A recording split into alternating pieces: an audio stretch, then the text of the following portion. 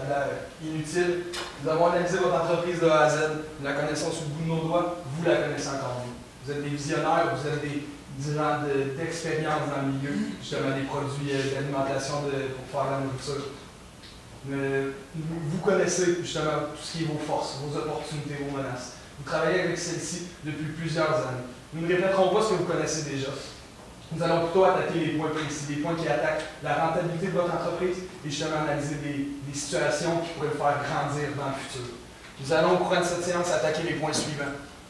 Soit une analyse de l'expansion de votre entreprise, l'embauche de personnel, la mise en place d'un système de gestion efficace, établir un plan d'action sur la vente sur Internet et de plus analyser un nouveau produit pour sa commercialisation. Je vais maintenant laisser mon collègue Nicolas aborder justement l'embauche. Merci.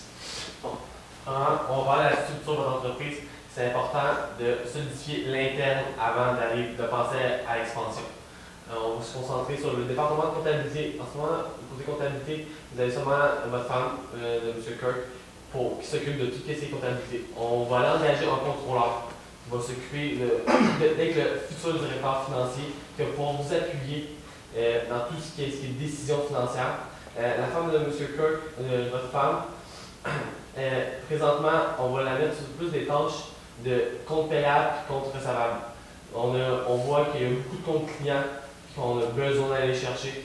Donc, elle va être précise, ça va être ses tâches à elle. On va juste faire un petit remaniement de tâches. Elle va être très important dans l'entreprise, seulement juste un petit peu différent de ce qu'elle fait en ce moment. Deuxièmement, on parle de main-d'œuvre d'opération. Vous avez des développeurs qui sont experts dans ce qu'ils font en ce moment. Mais vous voulez parler d'expansion, mais avant de parler d'expansion, il faut rester à l'interne. Il faut regarder logistique. Qu'est-ce qui se passe à l'interne? Qu'est-ce qui se passe logistique? Donc, mon collègue va vous parler un peu plus tard de la vente de bâtisses d'entrepôt que nous allons vous soumettre comme proposition.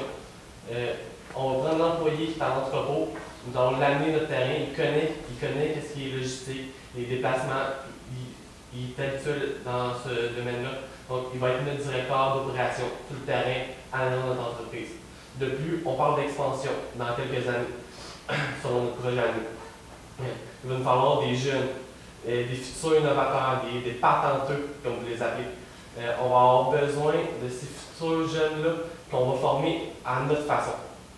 Donc, que vous allez décider de prendre votre main-d'œuvre, votre expérience et la donner à vos jeunes pour qu'ils suivent votre chemin à vous. Donc, côté interne, on va se concentrer là-dessus.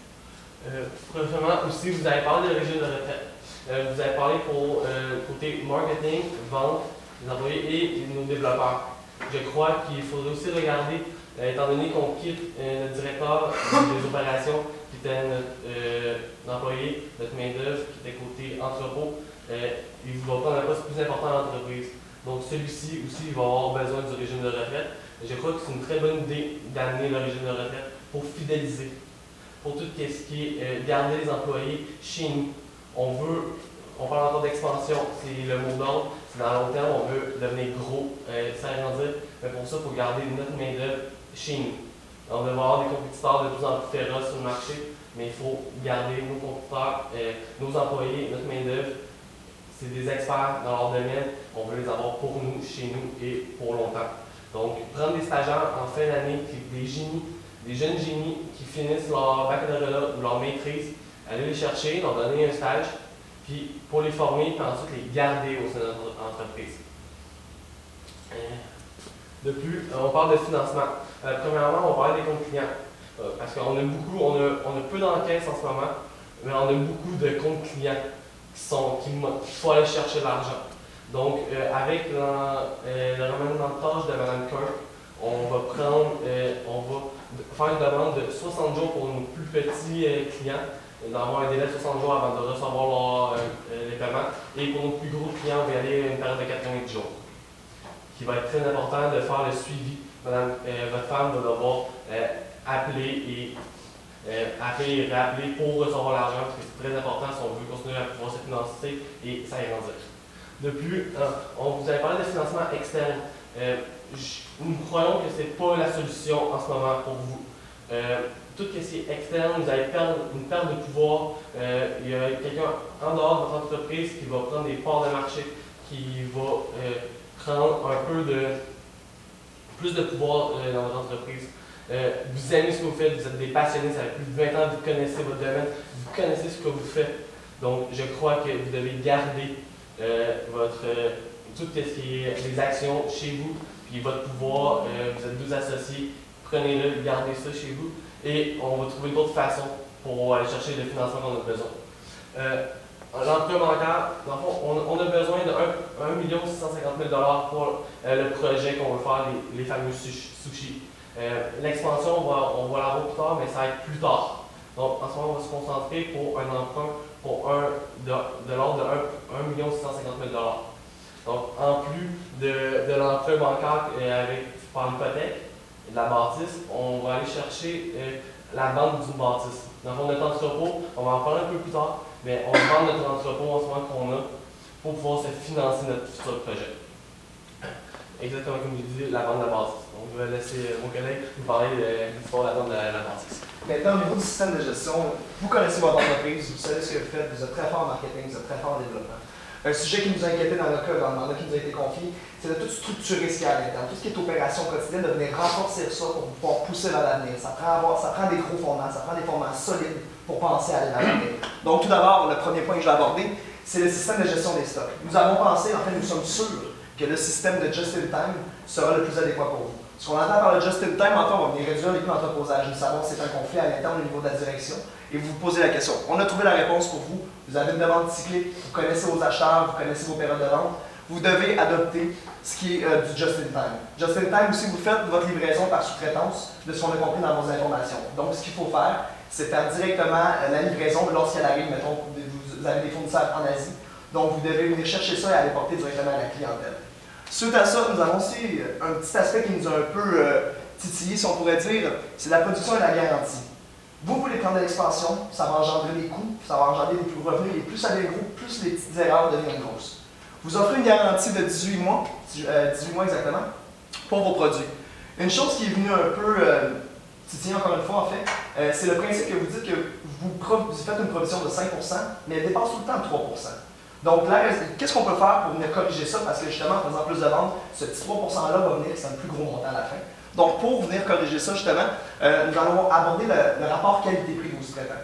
Vous y allez tout d'abord pour un prix moindre avec la meilleure qualité. C'est la manière la plus efficace, on est d'accord. Mais en venant sauver des coûts, justement, j'ai oublié de vous dire ça, mais dans votre principe d'entreposage, vous devez vendre votre bâtisse, comme mon collègue l'a si bien dit, parce qu'elle va être inutile pour vous.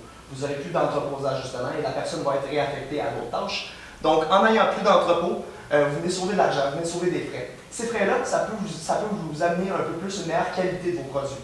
En allant chercher une meilleure qualité, vous n'avez pas besoin d'avoir une garantie, sinon ça va être encore de l'argent qui va être dépensé. Et si vous pensez faire des ventes comme la vente sur Internet, vous allez avoir à tout gérer justement la relation avec le client pour les remboursements. Donc ça devient toujours de plus en plus gros, on va essayer de minimiser ça. Donc en allant vers un petit peu une meilleure qualité, en engendrant des plus gros coûts, ça serait plus bénéfique pour votre entreprise à long terme pour l'expansion. Suite à ça, une phrase, sauver de l'argent, c'est investir d'abord et avant tout, ça vient pas mal résumer tout ce que je viens de dire dans les dernières 30 secondes. Puis maintenant pour la vente Internet. Vous êtes une entreprise, en ce moment vous faites beaucoup plus de B2B, du business to business. Vous vendez à des gros détaillants. Vous voulez vous pousser vers la demande clientèle. Vous devez comprendre que vous allez avoir à engendrer des coûts pour trouver une nouvelle approche marketing qui va être orientée vers la clientèle. Est-ce que vous êtes prêt à le faire en ce moment? Non. On croit qu'en ce moment, vous devez vraiment solidifier tout ce qui a trait à l'interne pour pousser vers l'avenir. On ne dit pas de ne pas le faire, on dit juste de ne pas le faire maintenant. Ce qu'on dit en termes d'échéancier avec la vente par Internet ainsi que tous les investissements qu'on a à faire à l'interne, nous croyons que dans les 2 premières années, vous devez implanter justement la régime de pension. Vous devez justement solidifier avec votre contrôleur tout ce qui est opération pour pousser vers l'avenir. Ça prend des bons fondements, encore une fois, pour pousser vers l'avenir. Et tout ce qui est expansion et attrait, dans le fond, à la vente de commercial, ça serait intéressant vers la 3e année, sur un projet de 5, étant donné qu'on va revenir plus tard avec le sushi.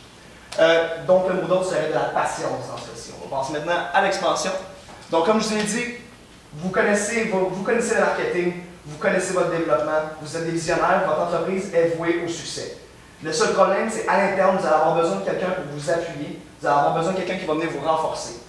Donc, pour ce faire, nous avons suggéré l'embauche de contrôleurs. Nous avons aussi suggéré une meilleure gestion des coûts, car en grandissant, les coûts vont être plus grands, donc plus de marge à l'erreur. Et la gestion des opérations quotidiennes, ça va être votre point clé dans les prochaines années pour investir. Structurer le présent pour bâtir l'avenir. Je laisse maintenant la parole à mon collègue Vincent. Un patenteux, comme vous les appelez, vous a suggéré un nouveau produit. Un produit innovateur, un produit qui arrive justement à bon point. Le Fancy Sushi Roller. Justement, comme on peut le voir au cours des années futures et dès maintenant, la popularité et la demande pour la nourriture asiatique et surtout ce qui a trait au sushi est en forte croissance. Donc, ce produit arrive justement à temps pour vous. Nous vous conseillons justement d'aller de l'avant avec ce projet et je vais vous expliquer justement pourquoi. Vous pouvez voir ici certaines informations que nous avons déterminées pour analyser le projet, soit un taux de financement par dette de 10 %, donc un taux d'actualisation net de 7 % et puis avec l'analyse de vos états financiers, nous avons déterminé un taux d'imposition de 31 %. Donc premièrement, avant d'acheter le brevet et de commencer la commercialisation, vous avez fait une étude de marché selon différents prix de vente qui vous nous emmenez différentes unités vendues. Par une simple analyse de marge sur coût variable, nous pouvons voir que la marge sur coût variable totale optimale est au prix de 36 $. Donc nous avons déterminé dès le début, dès la commercialisation, nous allons établir ce prix à 36 $ pour justement maximiser nos bénéfices dès le début et nous allons voir par la suite ce que nous pourrons faire avec ce prix. Donc après, suite à l'établissement du prix de vente, nous avons choisi d'utiliser la manière de la vente, justement qu'on a appelé valeur actualisée nette.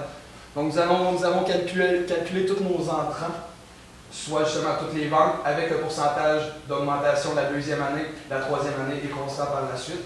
De plus, nos extras, qui sont justement les primes versées aux patenteux, de 15 % au début et de 10 % par la suite. Donc, ceci nous fait justement nos entrées et nos sorties d'argent. Par la suite, nous pouvons voir ici les coûts que nous allons devoir engager, l'investissement, soit 1 million pour l'achat du brevet. De plus, 650 000 $ qui sera investi dans une machine spécialement et seulement utilisée pour ce produit, pour ce roller sushi. Donc, si nous continuons, par l'achat de cette machine, une économie d'impôt de 118 530 $. Par la suite, je vais vous expliquer les hypothèses que nous avons prises pour calculer cette vente. Nous avons calculé un coût de revente, au prix à 25 % du coût d'achat. Donc, cela en permet une perte d'économie lors de la revente. Donc, ceci amène une vente très positive, donc un projet très rentable, un projet sur 10 ans, la durée de vie du projet, un taux d'actualisation de 7 % comme nous l'avons présenté précédemment. Donc, les hypothèses que nous avons choisies pour ce projet, soit une augmentation des ventes de 3 % par principe de prudence. C'est un nouveau projet. Est-ce que l'accueil va bien se faire? Est-ce que le marché va être réceptif à ce type de projet? On n'en est pas sûr encore. Donc, par principe de prudence, nous allons justement analyser une augmentation de 3 %. Par la suite, après les 10 ans, après l'échéance du brevet, que va-t-il se passer dans 10 ans? On ne sait pas. La nourriture, c'est comme la mode.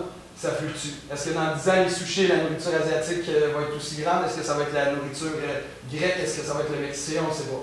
Donc, nous avons préféré qu'après 10 ans, depuis que la concurrence va rentrer dans le marché car le brevet va être échu, nous abandonnons le projet.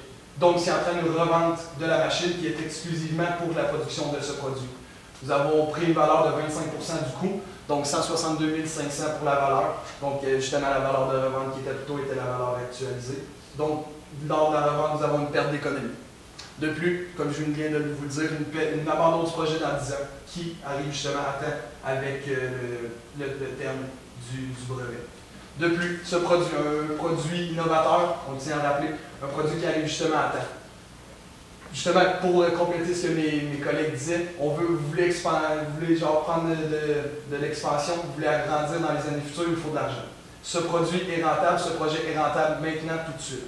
C'est dès demain matin qu'il faut commencer la mise en production. On vous conseille, nous, et nous sommes convaincus qu'il faut aller de l'avant avec ce projet. Un projet qui répond à une demande, à une clientèle, et qui, d'après nous, sera justement très réceptif par toute la clientèle justement visée. De plus, des coûts minimes, on parle de 1 650 000 pour d'aller d'avant avec ce projet. Donc, pour tous les revenus que ça va engendrer. Donc, nous avons point trouvé de points justement très, très négatifs qui empêcherait d'aller de l'avant avec ce projet. Deuxièmement, vous nous avez demandé d'analyser le prix de vente de ce projet, comme prix déterminé à 36 $, qui est justement très supérieur à ce que vous faites habituellement, qui est dans les 20 $ et en dessous de 20 $, 36 $ qui est 16 $ au-dessus. Nous avons déterminé que dès le début, nous vous conseillons d'y aller justement avec un prix de 36 $, pour rentabiliser le plus vite votre investissement. Et par la suite, nous allons pouvoir modifier nos analyses avec la fluctuation justement du produit. Si ce produit est très populaire, très rentable, se vend à grande échelle, nous pourrons faire des économies d'échelle, donc diminuer le prix et s'approcher de votre prix cible, justement de 20 $, sans oublier les coûts, par exemple, qui sont engendrés pour la fabrication, qui sont présentement environ de 30 $, mais avec des économies d'échelle, ces coûts pourraient réduire. Donc, nous pourrons réduire le prix d'année en année jusqu'à l'extinction du projet. Ce qui amènerait justement, qui se rapprocherait de votre mission, de votre but, d'avoir des produits abordables, des produits de 20 $ et moins pour une quantité, pour une clientèle cible.